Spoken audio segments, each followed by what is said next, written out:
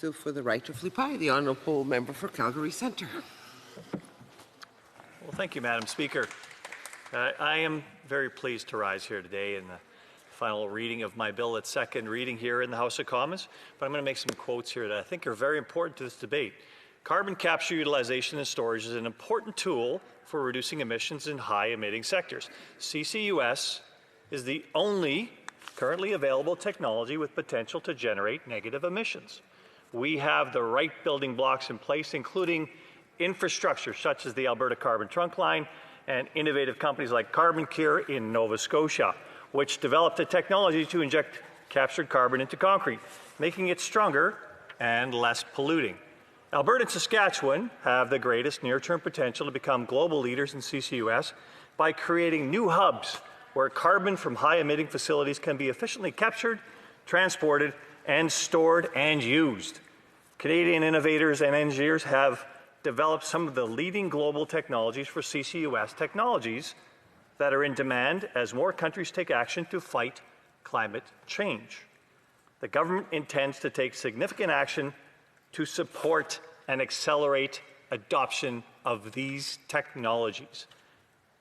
By providing incentives to adopt CCUS technologies, the proposed measure will be an important element in Canada's plan to achieve net zero emissions by 2050. This important new element of Canada's tax system is also intended to accelerate the growth of the new jobs related to carbon capture. Budget 2021 proposes to introduce an investment tax credit for capital invested in CCUS projects with the goal of reducing emissions by at least 15 megatons of CO2 annually. Well, Madam Speaker, enough said. I'm happy for the deathbed conversion of my colleagues on the other side of the House, that they actually acknowledge everything that we've been saying on this side of the House since we introduced this bill, and I recall how much they were fighting it before this budget came out. But I am very pleased they're going to move forward with this, and I really appreciated my colleague on the other side of the House tonight when he told me the little things that were wrong with the proposal that was put forward for him here, that he could tweak around the edges and make it look a little different, or smell a little different, or seem a little different, or maybe feel a little different.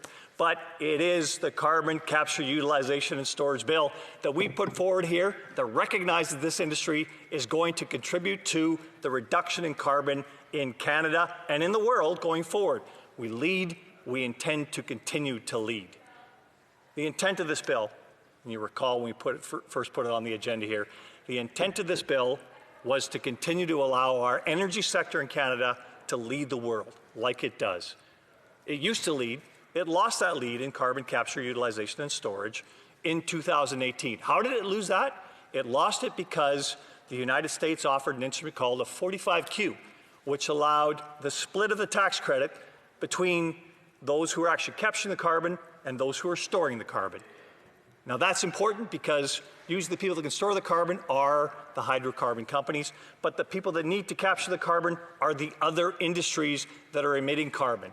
This split tax credit moved investment from Canada to the United States very quickly. Technology we developed here, Madam Speaker, got moved down south in a heartbeat.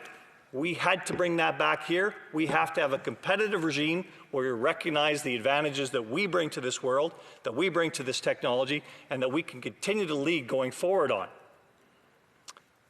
The challenge, of course, here is to provide a split tax credit, and we think we've accomplished that with the construction of this tax measure as much as I can from the opposition side of the House. I would love it if the government tweaked it, as my colleague suggests he's going to over there, and make it just a little better. But I'm going to wrap here as I've been given the signal, Madam Speaker, and thank you very much. Oil and gas is a very important industry in Canada. We lead the world. We lead the world in environmental production of power and energy. We lead the world in accountability to governments and to the public. We lead the world as a rent payer, and contrary to what we've heard, this industry contributes $24 billion a year average to the Canadian taxpayers for all our services. Let's lead. Let's continue to lead, and let's let our Canadian industry lead again. Thank you, Madam Speaker. It being 6:38, the time provided for debate has expired. Accordingly, the question is as follows.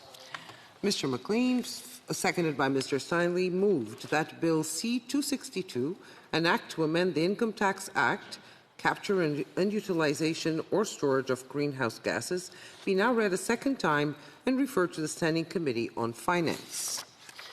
Si un député d'un parti reconnu présent en Chambre désire demander un vote par appel nominal ou que la motion soit adoptée avec dissidence, je l'invite à se lever et à l'indiquer à la présidence. The Honourable Speaker, could I please request a recorded vote?